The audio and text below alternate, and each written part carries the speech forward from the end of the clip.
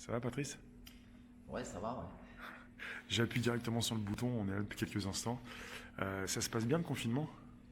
Je suis pas le plus à plaindre parce que j'ai continué à travailler. Ouais, C'était évident pour moi ouais. de devoir bouger parce que ça a toujours été comme ça. Et puis je me vois pas juste promener le chien et puis aller courir dans un périmètre bien défini. J'ai appris qu'il y avait une commune où le maire avait établi quelques mètres, tu sais, seulement de possibilités pour promener ton chien. C'est de la folie, quoi. Puis tu as des gens qui approuvaient, ouais, bah ouais, c'est un peu normal, je sais plus combien de mètres, 10 mètres, un truc de malade, quoi. Ils vont vérifier avec Non mais c'est un truc de un fou, quoi. mètre Tu si tu promènes ton dépasses. chien comme ça. Non mais ça va pas. Moi le maire, ce gars-là, moi je l'enferme sur ce même nombre de mètres pendant toute la durée du confinement. Ça va quoi. Toi, dans ces cas-là, tu vas voir ton maire et tu lui dis, il y a un truc qui va pas, vous pouvez pas changer ça. Ouais, ouais. Là, franchement, ouais, le maire, je vais le voir et puis surtout, je vais avoir des gros soucis parce que je vais pas respecter ce nombre de mètres. Ça, c'est sûr. Ça, c'est Et, sûr. et le confinement se passe bien, t'as tes papiers, tu sors avec tu Ouais, te mets la date, tout ça, ça. je respecte, ouais. Ouais. Je respecte ça. C'est bon, de toute façon, la plupart d'entre nous, même si on veut faire croire le contraire, que ce soit dans le travail ou autre, on est respectueux des lois. Hmm. Donc c'est un peu normal, il y a Oui. besoin de pièces d'identité, il y a besoin ok, on fait, il y a besoin de conserver une distance, d'accord. D'ailleurs, j'ai quelque chose d'important à dire, Hmm. comment dirais-je, je suis pas le seul à le dire, mais c'est important et dès le départ, tu vois, c'est dès le départ, c'est pas après réflexion, c'est instantané.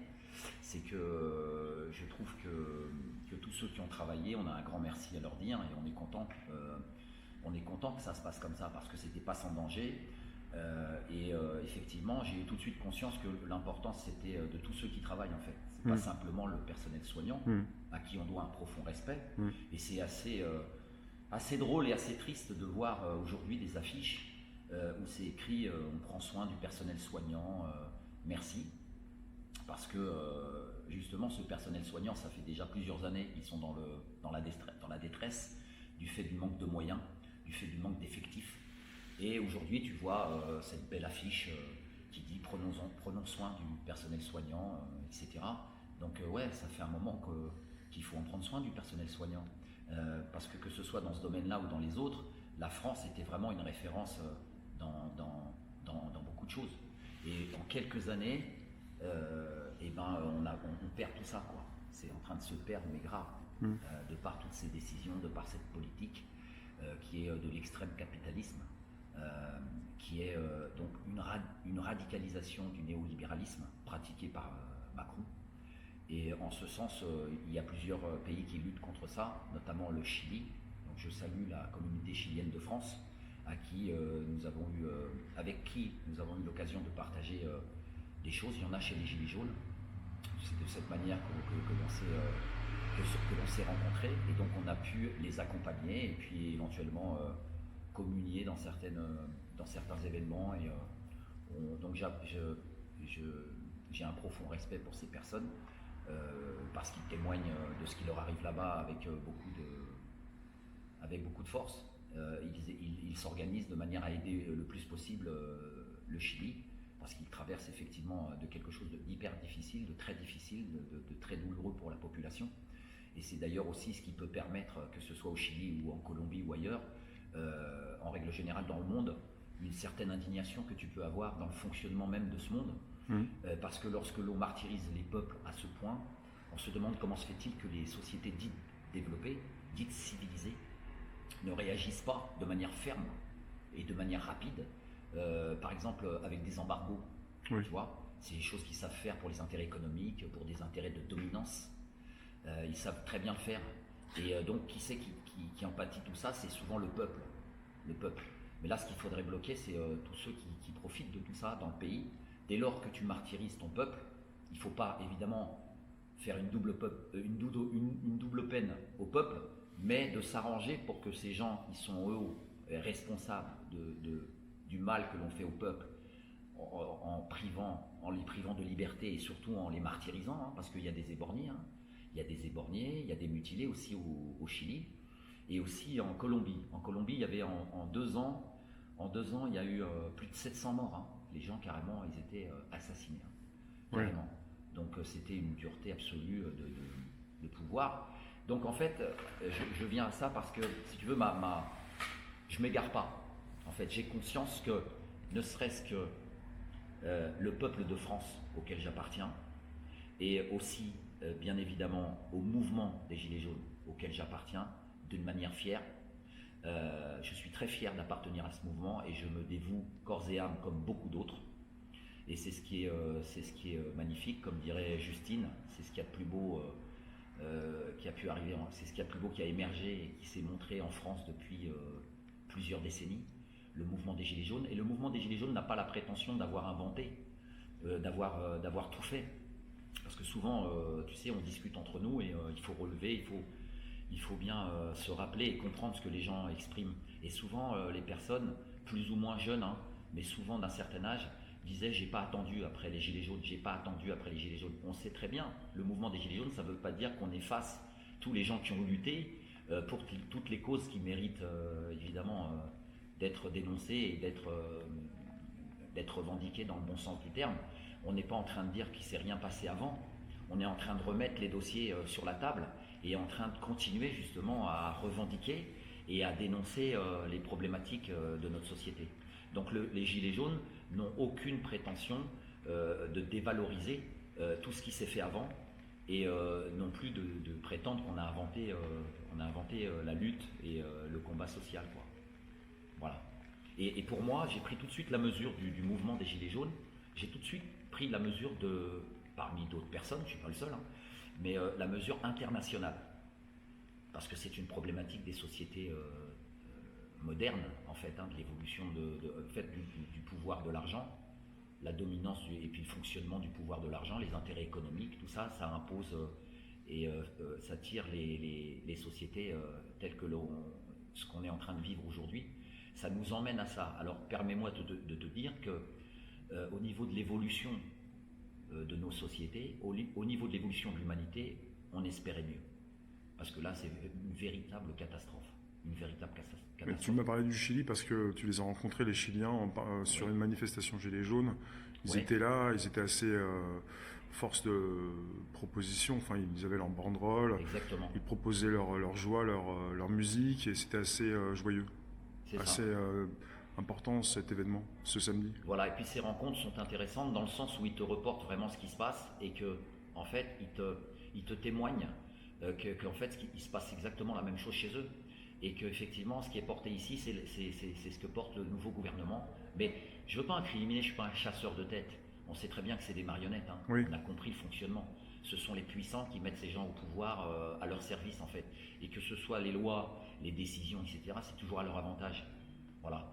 Et ça, on en a conscience. Alors, on se bat pour un monde meilleur, sans penser que tout peut être parfait, mais je veux dire, il y a un équilibre. Et là, cet équilibre, il est complètement rompu. Il y a une fracture qui s'est faite. Et là, depuis l'arrivée du virus et du confinement, plus de manifestations, plus rien du tout. Et oui. je te dis ça parce qu'on parle de ce côté mondial. Le Chili, ou la Colombie, ou la France, ou l'Europe, ou le monde, quoi. En ce moment, c'est mondial aussi. Oui. Et il n'y a plus de manifestations nulle part. Enfin, la moitié du monde est confiné. Donc les manifestations, est-ce qu'on peut dire encore comme le mot consacré jusqu'à nouvel ordre? On ne sait pas. Mais ben voilà, maintenant, plus de manif, quoi. Tu penses à un système capitaliste encore qui propose une sorte de pause, qui s'écroule de lui-même sans qu'il soit dirigé ou quoi que ce soit. Qu'est-ce que tu penses de ce confinement? Est-ce que ce confinement, tu penses qu'il a bien été proposé en France? Enfin, il y a différents pays qui ont donc fait des confinements, pas tous. Et puis par pays, donc ça se déroule différemment. Ouais. Et puis, je pense que s'il y avait une manifestation bientôt, le samedi prochain, il y a des Gilets jaunes qui pourraient... on y serait. Oui, qui pourraient dire, qui pourraient proposer leur réflexion sur comment donc la France a confiné, comment la France, comment le gouvernement... il faut savoir que il y a des sondages qui tombent, hein, ils sont peut-être des fois importants, et quand ils sont réguliers, il n'y a pas de souci. Et il y a des Français qui ne croient plus en leur gouvernement, et qui ont de moins en moins confiance. Il n'y a pas simplement la question des Gilets jaunes. En tout cas, voilà ce qui se passe, quoi. Bien sûr qu'en France, on a connaissance... si tu t'intéresses un peu à ce qui se passe et surtout l'opinion des gens, on sait qu'en France, majoritairement, les gens ne votent plus. Et ils votent plus pourquoi? Parce que justement, ils ont perdu confiance. Ça, on le sait. Mais qu'est-ce qui est proposé aujourd'hui au niveau de la politique par rapport à ça? Alors il ne faut pas en vouloir aux gilets jaunes qui veulent se présenter sur des listes, parce que en fait, il faut le comprendre. Le système dans lequel nous sommes, ça passe par la politique de cette manière-là. C'est-à-dire qu'il y a des gens qui se présentent avec toute une équipe, etc. Et c'est par la loi, par les décisions, par le pouvoir qu'on peut faire changer les choses. Donc c'est en ce sens qu'ils font ça. Alors évidemment, je ne dis pas que les problèmes d'ego ou les choses n'existent pas. Il y a des gens qui sont ambitieux, qui veulent... ce qu'il faut être capable, c'est de respecter l'intérêt commun et comment dirais-je, la volonté du plus grand nombre, en fait. C'est censé être ça. Après, voilà, c'est plutôt dans cette dynamique que ça s'est fait. En revanche, si on ne veut pas de liste, si on veut personne qui s'engage en politique comme ça, donc de quelle manière on va prétendre obtenir nos revendications? Là, on est en train de prendre la flotte sur la. Si ça tombe pas trop fort, ça va. Ouais, si c'est pas trop fort, ça va, surtout pour ton matériel. Bon, ouais. Donc voilà, alors soit on rentre dans un truc politique et on change les choses parce que la législation est faite ainsi, on est dans le respect de la loi et on est dans le respect des conventions, de la Constitution aussi. Oui. Et donc on fait de cette manière-là, ou bien on souhaite que le gouvernement change ou nous permettent d'accéder à toutes nos revendications, change les choses, quoi. Soit en changeant de gouvernement, soit en changeant de quelques personnes dans le gouvernement, mais que ce soit ce pouvoir qui nous permette d'avoir gain de cause. Il y a ces deux solutions-là. Oui. Sinon, quoi? Alors après, il y a la crainte. Il y a la crainte qui se passe dans n'importe quel pays au niveau politique, c'est que quand il y a un pouvoir qui s'en va, ou qu'il y a un pouvoir qui vacille, il y a la crainte des gens de savoir que est-ce que ce qui va se faire, ce qui va arriver, va être pareil ou pire. Oui. Bon, ça c'est une inquiétude que les gens peuvent avoir. Ouais. Surtout quand on voit une certaine dynamique montrée par les médias dominants, des gens qui pètent tout, les gens qui s'énervent au quart de tout. Oui. Bon, après moi je suis pas le mieux placé pour en parler parce que souvent je me mets en colère. Oui, ça va pas plus loin. Je me mets en colère, voilà, c'est ça, mais je menace pas et j'insulte pas en règle générale. Voilà. Mais c'est peut-être pas la meilleure façon de communiquer, mais en revanche, je resterai toujours sur une phrase qui a été inscrite au centre commercial Place d'Italie dans une opération d'extinction rébellion, avec lesquelles on a apporté notre soutien psychologique et physique, hein, je pourrais m'exprimer ainsi. On a des bons souvenirs dans ce centre commercial. Après, on a pu mesurer très vite la différence qu'il y avait entre eux et nous, hein, parce que nous, ça ne traîne pas. Hein, pour se prendre les gaz puissants, se faire bousculer et chasser. Bien sûr, il y a une différence de traitement. Frapper. Tu me parles d'une inscription sur une vitre? Ouais, il y en a qui en ont profité pour faire de l'artistique, de circonstances. Et il y a quelqu'un qui avait écrit « Il est trop tard pour ne pas être en colère ». Voilà. Ça, je trouve ça génial parce que c'est tout à fait vrai, quoi. Tu l'avais reprise aussi, cette phrase-là, je me souviens. Et t'étais resté longtemps toi, tu étais à l'intérieur, à l'extérieur? On est resté dedans, ouais. Dedans, puis on a apporté notre soutien. C'est normal, hein, c'est la planète, Alors j'ai pas cherché à savoir qui finançait quoi. Il y en a qui se posent des questions et qui vous disent après les gilets jaunes ont été récupérés et puis pour différentes choses, hein. Et puis il y en a qui se posent la question est-ce que ça n'a pas été créé de toutes pièces, site internet, création d'un site web, d'une adresse, avant même que ça commence, ils sont partis chercher très loin. Après il y en a beaucoup qui disent ensuite le mouvement il est plus le même. Il y a beaucoup de gens d'extrême gauche, alors qu'au début, il y avait un petit peu de tout. Oui, il parlait d'extrême droite au départ, rappelle-toi. Oui, bien sûr. Ouais, au départ. Donc voilà, à partir du moment où tu fais quelque chose, c'est toujours critiqué de toute façon. C'est toujours critiqué, ouais. C'est toujours critiqué. Mais en attendant, moi, j'ai pas cherché à savoir qui finançait. Je veux savoir ce que c'est. Ouais. Donc, Extinction Rébellion, c'est quoi? C'est la défense de l'environnement. Et je pense qu'on est tous concernés. Ouais. Donc, déjà, quand tu te présentes de cette manière-là, ça t'évite de faire plein de recherches, de te prendre la tête. Tu vas là-bas parce que tu sais que la place du citoyen, elle est partout où il y a des urgences. Voilà. Et l'urgence climatique, plutôt l'urgence environnementale, j'y dirais. Oui. Nous sommes tous concernés. Et comme je considère que l'environnement n'appartient à personne, pas de groupe, même s'il est financé, l'environnement, il nous appartient à tous. Donc c'est pour une reconnaissance du fait que nous devons changer nos façons d'être ici-bas, c'est-à-dire toute cette production intensive qui génère que de la pollution et de la destruction, je m'inscris tout de suite.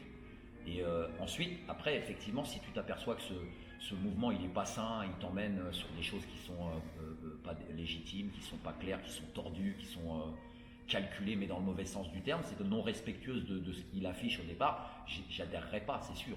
Mais c'est pas la première chose que j'ai fait. La première chose que j'ai fait, comme d'autres camarades, je me suis rendu directement à Châtelet et j'ai été chercher une tente et une place sur des bottes de paille. Et on s'est installé, on a discuté, on a fait des opérations avec eux pour aller bloquer différents magasins. Donc on était suivis aussi bien par les gens qui suivent en civil que par la police, un peu partout. Tu sais, c'était des jeux du chat et de la souris, mais nous on était contents parce que du coup on se faisait pas traiter de la même façon. On était à côté d'eux avec leur drapeau, c'était vraiment cool, quoi. Ouais, c'est ça. Et je me souviens quand je les accompagnais, je mettais un certain écart, moi. Je n'étais pas dans le groupe, j'étais à plusieurs mètres. Et quand tu es à plusieurs mètres, tu observes un peu tout ce qui se passe autour. Et c'est là que tu vois les gens qui suivent. Des gens qui n'ont rien à voir, ils ne vont pas aller bloquer avec toi, mais ils suivent. Ils suivent ce qui se passe parce qu'ils reportent de ce qui se passe. D'accord. Ça, il faut en prendre conscience, il ne faut pas avoir peur de le dire. Ouais. En fait, si tu veux, j'aimerais exprimer aujourd'hui que dès lors que tu vas dénoncer, dès lors que tu vas dénoncer par exemple la vente d'armes que fait la France et d'autres pays, dès lors que tu vas dénoncer ces choses qui ne sont pas honorables, parce que à mon sens l'homme n'est pas fait pour s'entretuer, à mon sens on a des défis à relever, on a des choses à faire, et pour les faire, pour avoir la réponse aux problèmes et pour apporter des solutions, il faut allier les intelligences et les énergies. Alors que là, la société dans laquelle on vit divise. Donc elle divise, elle crée la suspicion, elle crée même des ennemis et elle entretient ce climat. Et donc c'est pas dans la suspicion, c'est pas de cette manière-là qu'on va réussir déjà à vivre tranquille, parce que je considère que quand tu es né dans un pays, c'est là où tu devrais te sentir le plus en sécurité. Et avec cette dynamique-là de surveillance généralisée, t'es pas à l'aise, parce que tu sais pas vraiment à qui tu parles, et tu sais pas de quelle façon ces gens sont intentionnés, toi, que tu te sens mal quand tu es observé de cette manière-là. C'est pas que tu as quelque chose à te reprocher, c'est que quand tu t'en rends compte, alors la plupart du temps tu t'en rends pas compte parce que c'est super bien fait, d'accord? Mais il faut savoir que tous les gens qui ont un gros réseau, par exemple toutes les figures des gilets jaunes, tous ceux qui vont désigner l'ennemi, que ce soit en France ou dans ce monde, qui vont le désigner, sont 24 heures sur 24 suivis. Voilà, faut juste qu'ils le sachent. C'est juste à quoi ça sert de le savoir, au moins tu sais dans quel monde tu vis. Maintenant, difficile de surprendre dans ces cas-là parce que t'es suivi, t'es écouté, voilà quoi. Donc il faut juste savoir ça. Plus tu vas désigner précisément ton ennemi, et j'en vois pas l'intérêt.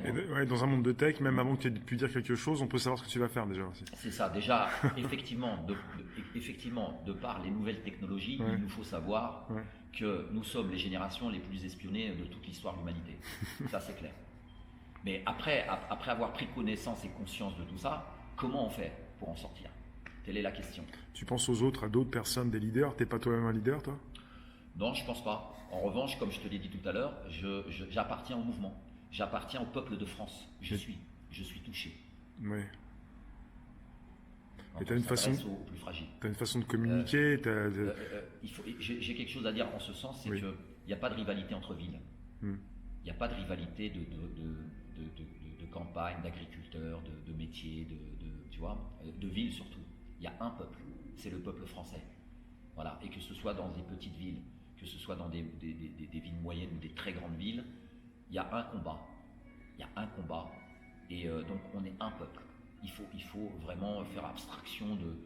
On ne veut pas nier le fait que le mouvement est né un peu dans les campagnes, hein, en fait. Hein. On ne veut pas, comment dirais-je, l'oublier ou le cacher. Bien sûr. Ça c'est commencé un peu beaucoup de là. Hein. C'est eux qui ont apporté cette dynamique et nous on est fiers de marcher avec eux. On est fiers de les accueillir du mieux qu'on peut. L'organisation n'est pas toujours terrible, mais on fait ce qu'on peut. Et je voudrais encore souligner le fait que je suis fier de marcher avec la France entière, quoi. Voilà, parce que pour moi il n'y a qu'un peuple. Et en plus, comme on disait tout à l'heure, la dimension internationale, elle est évidente. Ouais, j'ai bien compris que tu n'aimais pas les divisions, tu n'aimes pas que certains puissent diviser des personnes qui ont besoin de se retrouver.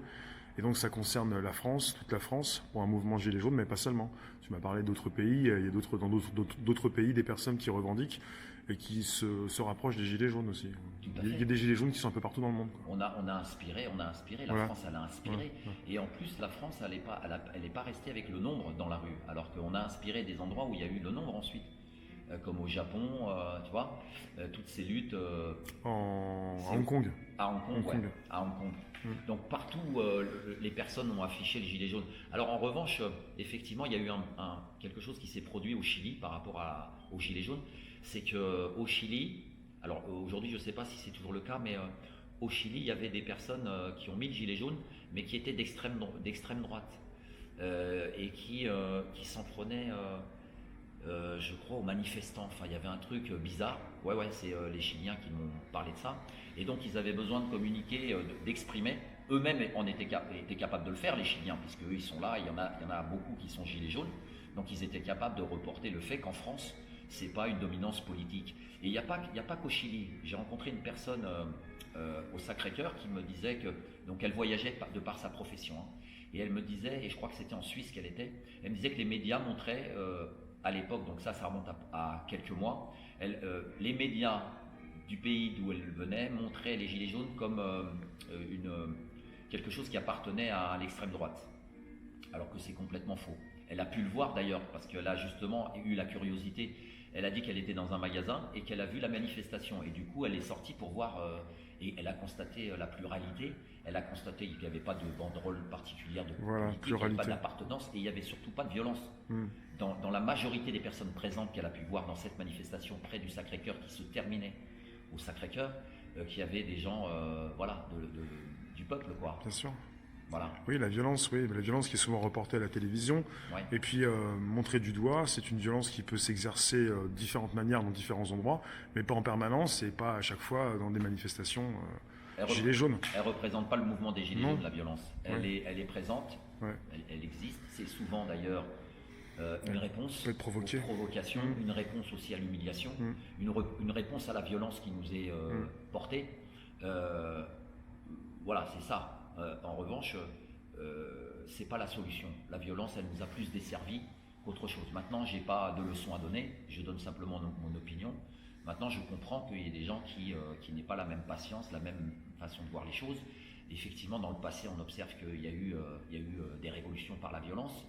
Il ne suffit pas de retenir ça, de retenir qu'il y a eu une révolution par la violence. Oui, il y a eu la révolution par la violence, mais ça a été aussi pas mal orchestré en fait. Ça a été, je dirais pas, j'utiliserai pas ça a été financé. J'allais dire sponsorisé, ce qui n'a absolument rien à voir parce que c'est pas du tout le terme, mais ça a été financé. Ça a été contre les rois et contre les partis de, comment dirais-je, les religions. Oui. Contre les rois et les religions, le pouvoir de la religion et des rois. Et donc ça a été financé par les oligarques en fait, tu vois. Et sans ça, ça ne serait pas fait finalement. Donc effectivement, il y a aussi toujours ce problème que quand tu fais péter un pouvoir, tu as aussi t'as l'interrogation de savoir qu'est-ce qui va suivre. Et ça, ça peut être un problème. Parce que si tu veux, moi j'ai remarqué quelque chose, c'est que même dans les figures, tu parlais tout à l'heure des figures, tu as des gens qui les côtoient et ils se mettent amis avec eux en fait, donc ils les suivent au plus près et qui sont peut-être susceptibles une fois, si jamais le pouvoir est renversé, de s'imposer parce qu'ils ont des liens avec des militaires, etc. Et sans même que ce qu'on appelle les figures en aient la connaissance. Oui. Est-ce que tu comprends? C'est pour ça c'est très... voilà, c'est pas que je veux faire peur, mais voilà, ça existe partout ça. Ouais, c'est intéressant. Qu'est-ce que tu penses des commandes qui ont été faites, mais ça avait commencé fin d'année 2019, on en a parlé récemment puisqu'on a parlé de commandes de masques qui manquaient, des masques qui manquaient, et puis après dans différents articles, j'en ai parlé aussi il n'y a pas longtemps, il y a eu des commandes de LBD, de gaz lacrymo, de drones pour le ministère de l'Intérieur. Il y en a qui pensent au déconfinement, peut-être une reprise de manifestations et peut-être l'arrivée de nouveaux drones et de nouveaux gaz ou nouveaux LBD, quoi. Tu penses histoire qu'ils se fassent plaisir en gros. Le déconfinement va être compliqué, alors peut-être que l'administration se pose des questions à savoir ce qui va se passer quand il va y avoir après le 11 mai ou peut-être à la rentrée, je ne sais pas. Tu penses quoi de 2020 toi, pour les manifestations, pour les gilets jaunes Voilà, moi je vais t'expliquer comment je vois les manifestations et comment je vois les choses. D'accord. Je comprends, je suis comme un homme parmi tant d'autres, mais je comprends la colère. D'ailleurs, tu as vu, je me mets souvent en colère. Je me maîtrise dans le sens où je ne vais pas taper en face. Alors je pense qu'il faut ni péter aucune vitrine et brûler aucune poubelle. tu vois. Parce que moi, mon souhait, c'est de montrer le vrai visage de ceux qui nous gouvernent. Et déjà, ça, c'est une victoire. Ça veut dire que si tu te présentes sans péter une seule vitrine, sans brûler une seule poubelle, et que tu attends pendant des heures, même s'ils ne veulent pas que tu avances, tu attends. Tu t'assois, tu mets les mains sur la tête, tu leur tournes le dos. Il y a pas mal de choses qu'on peut faire. Alors là, je suis en train, encore une fois, je tiens à le souligner, je ne me montre pas en donneur de leçons, je ne me montre pas en chef, je ne me montre pas en science infuse, mais seulement je donne mon opinion de l'intérieur en fait, parce que si tu veux, là on est en mode détendu quand je parle, mais si tu veux, dans les manifestations et quand je m'exprime, je ne suis pas moi-même. Je ne peux pas être comme je suis avec toi, alors que maintenant on est quand même amis. Hein. On se connaît bien, on s'est déjà vu, je t'ai déjà remercié pour ce que tu faisais, parce que tu es présent, parce que tu prends des risques et parce que tu montres tout le monde. D'accord ? Tu montres ce qui se passe. Et c'est ça le travail d'un média, c'est de faire parler un maximum de gens et de montrer tout le monde. C'est pas montrer les gens que tu aimes seulement et pas les autres, etc. Il faut avoir cette force-là. Hein. Et puis il faut avoir la force de s'entendre et de se mettre d'accord. Il ne suffit pas de le dire dans le discours, parce qu'autrement tu reproduis ce qui est déjà actuellement. C'est-à-dire, nous tous ensemble, hein, mais c'est toujours toi qui as sur le papier, tu sais que c'est toi qu'on va venir parler, c'est toi qui monte en hauteur et c'est toi qui parles. Nous tous ensemble. Hein. Voilà. Je pense que déjà, dans le respect de ce qui est le mouvement des Gilets jaunes, ils ne veulent pas de chef, et c'est très bien qu'il y en ait plusieurs, parce que de toute façon, c'est très bien que s'il y en a un ou deux, ils vont, d'une manière ou d'une autre, ils vont trouver le moyen de te dégager, de les discréditer, de les incriminer et de les faire disparaître. Donc c'est très bien que ça se passe comme ça.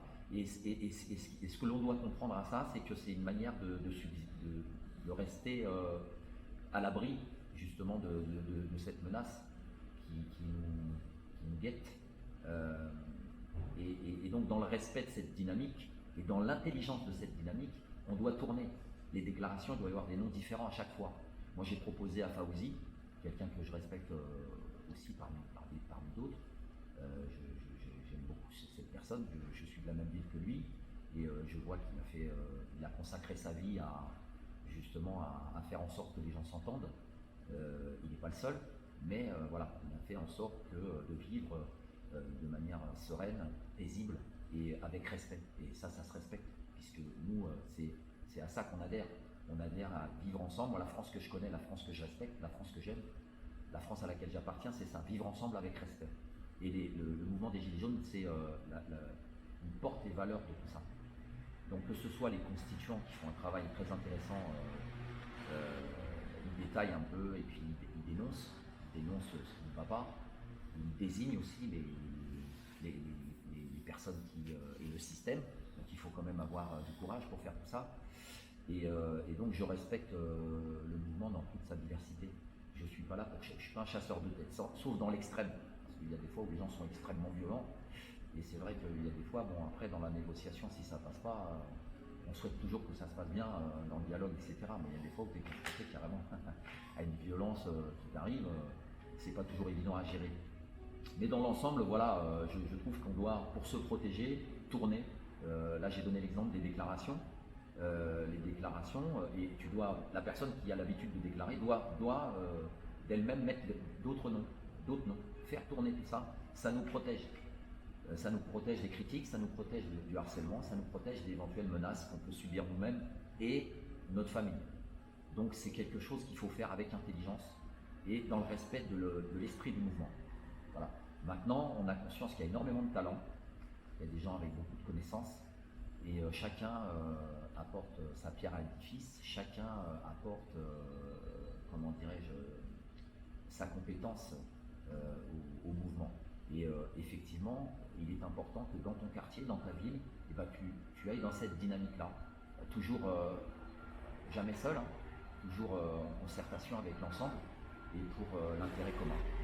Et je pense d'ailleurs que c'est quelque chose d'hyper important et on n'a pas été élevé ni formaté de cette manière. Je pense que les plus hautes distinctions et les plus grands remerciements qui doivent être donnés dans le système éducatif, donc dès le départ, c'est la récompense du travail de groupe, mais pas seulement le travail de groupe, pour l'intérêt commun. Tu fais travailler un maximum de personnes, même de jeunes, d'enfants, pour l'intérêt commun. L'intérêt de l'école, l'intérêt des loisirs, l'intérêt de ce que tu peux trouver votre travail à faire dans une école, tu sais, aussi bien l'amélioration de la cantine. Bon, après, tu ne peux pas le faire trop petit, ça, mais pour les jeux, le choix des jeux, par exemple, tu vois, tout un ensemble de choses que les professeurs peuvent donner comme travail, dans une réflexion de ce qui peut apporter un maximum de choses pratiques et de choses agréables à vivre pour l'intérêt commun. Donc, ensemble, on le fait. Et voilà, pour moi, c'est là qu'on doit apporter les plus grandes récompenses et les plus grandes distinctions, et pas individuelles. Je vois que tu es toujours la forme, tu es très optimiste pour la suite des choses, même si il vient de nous arriver quelque chose d'assez unique depuis le 17 mars. Moi, je sais pas, je crois qu'on s'est vu le 14 mars, l'acte 70. Ouais, j'y étais, moi. Bien sûr, il y a beaucoup de choses qui s'entremêlent dans ma tête. Mais on s'est peut-être pas vu ce jour-là. Peut-être pas, peut-être pas. On s'est vu souvent, je sais plus si on s'est vu à l'acte 70. Peut-être que, à la limite, si, pour toi, s'il y a un acte, enfin peut-être 71, je sais pas, il y en a qui l'ont appelé 71 pour les balcons il n'y a pas si longtemps, ou 72, il y en a qui en ont fait d'autres, mais pas des actes symboliques. Symboliques. S'il y a peut-être un acte 71 le 16 mai, là, tu viens?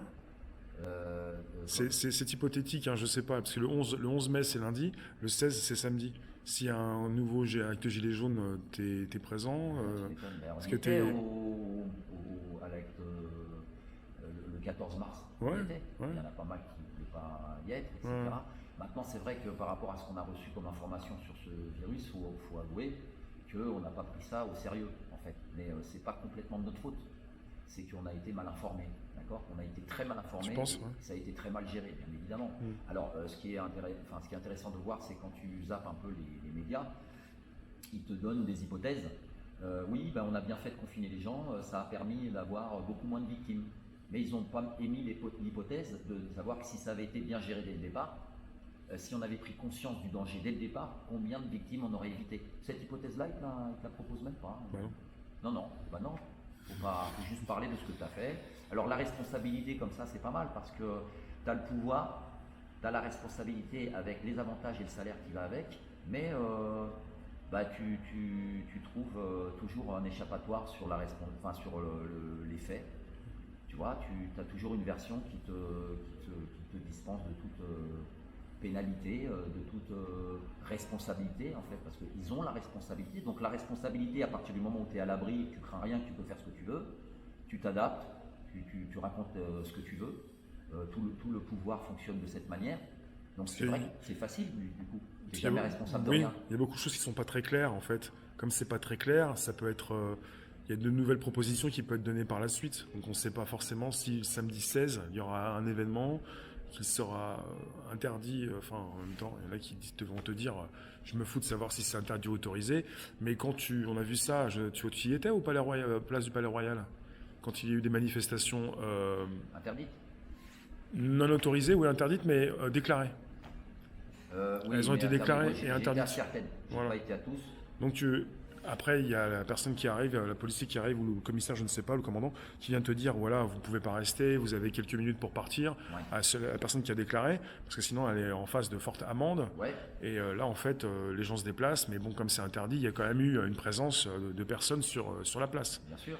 Ce qui pourrait peut-être arriver bientôt après le confinement, après le déconfinement, quoi. Ouais. Ça pourrait se reproduire si c'est pas autorisé, mais si c'est déclaré. Tu vois ? Ouais. Il y a une précision à apporter là-dessus. Ouais. Alors, ce qu'il faut dire là, puisqu'on parle de ça, ce qui est important à dire, c'est que les gens se sont rendus, c'est-à-dire qu'ils ont été dans un endroit, ils se sont déplacés. Ils se sont déplacés. Donc, je pense qu'on peut normalement être censé se déplacer. D'accord ? Tu te déplaces pour te rendre à un endroit. Et effectivement, tu apprends que c'est une manifestation qui est interdite. Donc c'est hyper cerné par les forces de l'ordre qui sont là miraculeusement disponibles.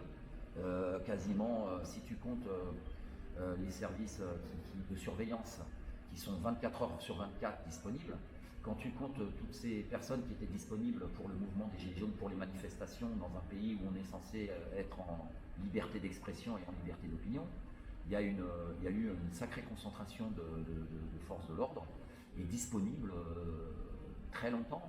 Donc ils étaient déjà présents sur place. On s'est rendu, donc j'ai répondu à ta question en te disant qu'effectivement j'étais présent, mais pas à toutes. J'ai été à des manifestations qui ont été interdites. Voilà, mais pas à toutes. Et à chaque fois que je m'y suis trouvé, j'ai trouvé un déploiement de force de l'ordre très impressionnant et avec l'impossibilité de partir ensuite. C'est-à-dire qu'ils vous disent qu'il faut s'en aller, mais tu ne peux pas t'en aller. Ok, ça, il faut le dire. Même si ça a déjà été dit, on est obligé de le dire. Il ne faut surtout pas l'oublier. Tu ne pouvais pas t'en aller. Ces personnes ne voulaient pas que tu t'en ailles. Voilà, c'est pas que toi tu voulais pas t'en aller, c'est qu'eux ne te laissaient pas partir. Et ensuite prétendaient que tu n'as pas voulu t'en aller. On t'a averti que ça avait été interdit, on t'a demandé de t'en aller, tu n'as pas voulu t'en aller, donc on va te verbaliser avant que tu t'en ailles. Voilà. Ça s'appelle de l'abus de pouvoir. Voilà, tout simplement. C'est comme un piège en quelque sorte, un guet-apens, enfin peut-être pas un guet-apens, j'allais dire encore une autre prise d'otage. Enfin, des choses qui sont pas très claires. C'est de l'abus de pouvoir. Voilà. C'est de l'abus de pouvoir. Et qu'est-ce que j'avais à dire à ce sujet? Oui, je ne sais pas si j'ai terminé à exprimer sur le personnel soignant. Là, on remercie le personnel soignant, donc on s'associe à ce remerciement. Et donc effectivement, on prend conscience, eux sont bien concernés ils sont bien au courant de savoir qu'ils sont dans la détresse et dans le besoin depuis des années. Donc ils sont contents qu'on reconnaisse leur travail aujourd'hui. Mais voilà, c'est quand même des gens qui se sont fait gazer et qui se sont fait matraquer, tout comme les pompiers, etc. Et aujourd'hui, on nous dit d'en prendre soin et on les remercie. Donc voilà, il faut savoir que les Gilets jaunes étaient présents pour les soutenir, et c'est bien normal, parce que la place, comme on l'a déjà exprimé, les Gilets jaunes sont des citoyens avant tout. Donc déjà citoyens français, Gilets jaunes, et c'est vrai que l'évolution de ce mouvement, ça aussi on l'a déjà dit, mais c'est important, il a fait qu'on se joint dans toutes les urgences. Là-dessus, en ce sens, on a montré l'exemple. Il ne faut pas prendre cet exemple comme de la faiblesse, en étant persuadé qu'on cherche à rameuter plein de gens. On est là, c'est le cas de le dire, comme dit le slogan et la chanson, on est là pour te soutenir, on comprend et on reconnaît l'urgence, et on reconnaît tes problèmes et ton désespoir même dans le travail, etc. Donc nous, on ne vient pas seulement de remercier le personnel soignant, on les a soutenus et on a été avec eux. Et les avocats, c'est pareil. Les Gilets jaunes, ils étaient prêts à aller au casse-pipe pour les avocats. Moi, quand j'ai été avec d'autres au tribunal, j'étais prêt à prendre des coups pour eux, parce que je considère qu'on n'a pas à frapper les avocats. On n'a pas à frapper certaines personnes qui représentent, qui représentent la France, qui représentent la justice. Et la vérité et la justice sont les garantes des valeurs des nations. Donc c'est plus que symbolique. C'est à ça qu'on adhère, d'accord? Et je le répète encore, le mouvement des Gilets jaunes, c'est la défense de toutes ces valeurs. Nous, on ne veut pas que ce soit des mensonges, on ne veut pas que ce soit quelque chose qui n'existe pas. On a été éduqués, on a été élevés avec respect. Avec respect. On ne prétend pas avoir le monopole sur le respect et les valeurs, mais justement, on demande qu'à les partager. Mais on veut que ce soit vrai, on veut que ça continue. On ne veut pas que le pouvoir, ou tous ces gens qui dominent, nous fassent croire qu'on s'est trompé. Les gens y servent. On a servi la nation. C'est ça la reconnaissance qu'elle a aujourd'hui pour nous. On s'est battu contre la tyrannie. Dans beaucoup de familles, il y a des gens qui ont participé aux guerres. La mienne aussi. Moi, j'ai 2 personnes qui ont participé aux guerres. Et c'est pas pour aujourd'hui prendre des gaz en reconnaissance. Et puis, chaque famille, qu'ils aient des personnes de leur famille qui ont participé aux guerres ou pas, on a participé par notre travail au développement du pays. Et c'est pas pour aujourd'hui être complètement effacé, être humilié, ridiculisé, martyrisé. Il n'y a rien qui justifie les éborgnés, les mutilés et une extrême violence dans les manifestations. Il y a des façons d'arrêter les gens, il y a des façons de calmer les gens, il y a des façons de les conduire devant la justice, si vraiment ils ont fait des choses qu'il fallait pas qu'ils fassent. Là-dessus, ok. Mais il est hors de question qu'on accepte une légitimité, déjà un mensonge de dire qu'il n'y a pas eu de violence policière, que tout a toujours été de circonstances et en réponse, une réponse de force égale, proportionnée. Hein, c'est faux. Normal, il y a des gens qui se sont fait éborgner. Nous, on n'est pas d'accord qu'ils se fassent éborgner, on n'est pas d'accord qu'ils se fassent mutiler. D'accord? Et puis, quand il y a une injustice de fait, on aime que justice soit rendue. Et d'un côté comme de l'autre. Parce que quand c'est un policier qui se fait arracher la tronche, Là, ils vont tout faire pour trouver les bandes vidéo, ils vont tout faire pour apporter des témoignages, ils vont tout faire pour que la personne soit portée devant la justice. Tu as les syndicats qui se pointent et qui expriment de dire on veut la plus grande fermeté pour l'acte qui a été commis, c'est inadmissible, puis il y a tout le soutien de toute la clique du pouvoir. Oui, on est contre les actes de violence. Et les policiers ou les gendarmes ou les CRS, on sait qu'en France, et c'est d'ailleurs pour ça qu'on en est fiers, la majorité des policiers, la majorité des gendarmes, la majorité des forces de l'ordre sont des gens dignes, sont des gens qui font leur travail correctement, la majorité. Maintenant, dedans, tu as des salopards qui ne méritent pas l'uniforme, d'accord? Et ces gens-là, j'ai pas de cadeau à leur faire. Ces gens-là qui terrorisent, c'est la terreur qui a été utilisée contre les Gilets jaunes, c'est de la discrimination. Et la violence policière, on l'a vu, il y a des images, il y a des photos, il y a des témoignages, il y a eu des violences policières qui nous prouvent le mépris qu'ont ces gens pour nous, pour la classe sociale pour laquelle on appartient, à laquelle on appartient. Il y a cette extrême violence. Et j'invite les gens, parce que j'ai beaucoup de respect pour beaucoup de personnes, et c'est bien normal parce qu'il y a beaucoup de gens qui le méritent, et notamment pour l'abbé Pierre. Moi, je me suis engagé dans la rue, Ouais, c'est vrai.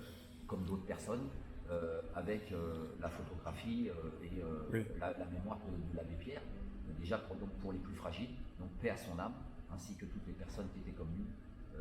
On a Balavoine, on a Coluche, on a Mère Teresa, on a Sœur Emmanuel, et puis toutes les personnes que l'on ne connaît pas dans les différents pays, les différents continents, qui ont fait la même chose. Pour moi, ce sont des personnes qui portent et qui représentent le mieux l'humanité telle qu'elle doit être. Tu vois, on a une fierté d'être humain, d'appartenir à l'espèce humaine grâce à des gens comme ça. C'est comme ça que l'humanité doit être. Tu comprends? Il y a des choses qu'on ne doit pas accepter. Il y a des choses qui sont intolérables. Voilà. Donc on ne peut pas exprimer des mensonges en disant non, il n'y a pas de violence policière, et ensuite de les légitimer ensuite. Donc ça veut dire que tu persistes et tu cynique. Oui, non, c'est inadmissible. Il y a des moyens de stopper les foules. Hein. J'ai trouvé des RG à la place de la République qui étaient en nombre. J'ai pas voulu continuer de parler avec eux parce que le gars il était en train de vanter que ça fait 15 ans qu'il fait ça. Et je lui dis, si ça fait 15 ans que tu fais ça et que tu es professionnel, excuse-moi du peu, mais comment tu peux prétendre qu'on n'a rien à t'apprendre et que tout va bien? Est-ce que c'est normal d'éborgner, de mutiler les gens? Il m'a dit qu'il ne fallait pas tomber dans la démagogie.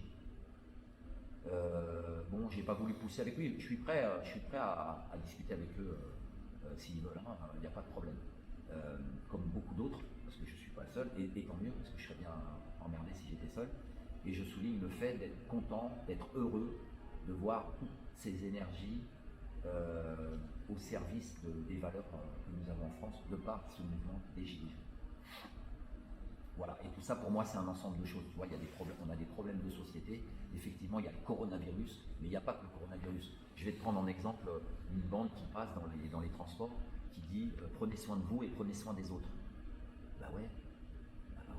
Une bande sonore. Une bande sonore, un truc alors c'est très très pénible dans les transports parce que tu as sans arrêt des annonces. Sans arrêt des annonces, et ils mettent les haut-parleurs relativement forts. Donc c'est abrutissant et c'est stressant. C'est sans arrêt. Et qu'il y en ait, d'accord, mais à ce point-là, ça te pète la tête et ça, en fait, ça t'empêche même de penser. Tu es influencé par la télé, par la radio, par la presse écrite, mais aussi quand tu vas dans les transports. Les affichages aussi publicitaires, maintenant on a enlevé les pubs, on met restez chez vous, protégez-vous, je sais plus, il y a plusieurs affiches qui ont été positionnées un petit peu partout. Publicitaire. On passe même dans les quartiers comme s'il n'y avait pas de radio, qu'il n'y avait pas de télé, qu'il n'y avait pas de journaux, que les gens se parlaient pas entre eux. Ils te disent que le coronavirus reste chez toi, au haut-parleur, machin. Ah oui? Ah ouais, chez nous c'est ça aussi, parce que comme ils considèrent que nous on ne comprend pas bien les choses. En voiture? En voiture, tu sais, avec un haut-parleur comme quand on passe pour faire de la publicité pour le cirque, etc.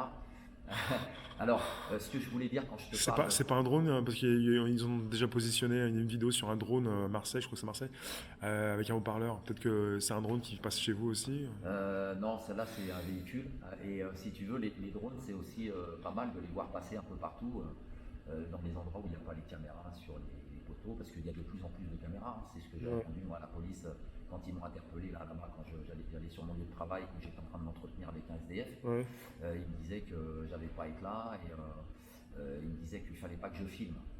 Et je leur ai dit ah bon, qu'est-ce qui vous dérange? La caméra vous dérange? Ouais, non, mais vous n'allez pas filmer, il ne faut pas filmer. J'ai dit oui, mais bon, il y a des caméras partout.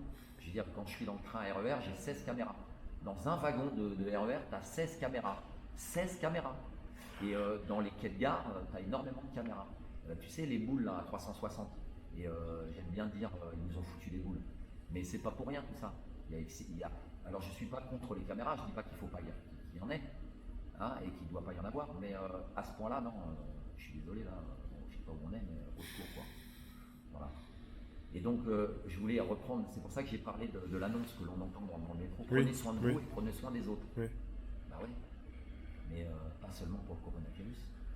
Il y a aussi, c'est pour cette raison que les gens sont concernés par l'environnement, parce qu'on sait, tous les spécialistes nous l'ont exprimé clairement, c'est le restant du vivant ici-bas qui est menacé. C'est le restant du vivant ici-bas qui est menacé, dont notre espèce. Donc, prenez soin de vous et prenez soin des autres. Cette fameuse citation qui dit la terre de nos ancêtres ne nous appartient pas, elle appartient à nos enfants. C'est magnifique, mais que si c'est respecté. Vous êtes d'accord? Donc voilà. Maintenant qu'on a prouvé en quelque sorte qu'on est capable du pire, essayons d'aller vers le meilleur. Donc très optimiste pour la suite. Merci Patrice. On essaye. Merci à toi Rémi. À bientôt. C'est quand tu veux. Hein. Tu sais que j'aime bien le buzz. Hein.